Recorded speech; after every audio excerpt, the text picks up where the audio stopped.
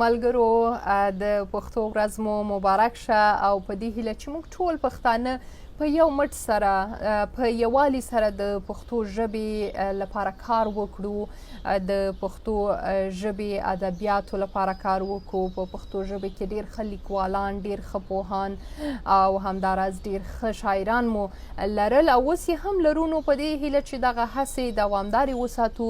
نن مې ستاسو لپاره د سعود بنګش صاحب یو شعر اخیستی دی چې د دې ورځې په مناسبت یې لیکلی دی چې وایي: د سمندر په شان ژوره پښتو، د سمندر په شان ژوره پښتو، هسکه ده ستا په شانې غره پښتو، ستا مقدسې عربۍ نه پر ما، ستا مقدسې عربۍ نه پر ما ګرانه ده ډېره ده کافره پښتو.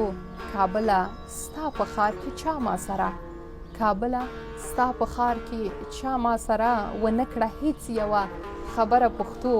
ولاکه ودې خوري یوه توره هم، ولاکه ودې خوري یوه توره هم، پښتونه واغونده ده زغره پښتو.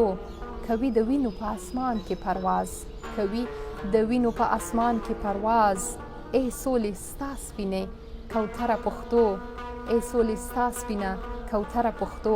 سعوده لاړله بې ننګو ښار نه، سعوده لاړله بې ننګو ښار نه، هغه ننګیاله هغه نره پښتو. او د پروفیسر لقمان تیمور صاحب هم یو څلوریزه مې راخیستې ده، تاسو ته یې وړاندې کومه.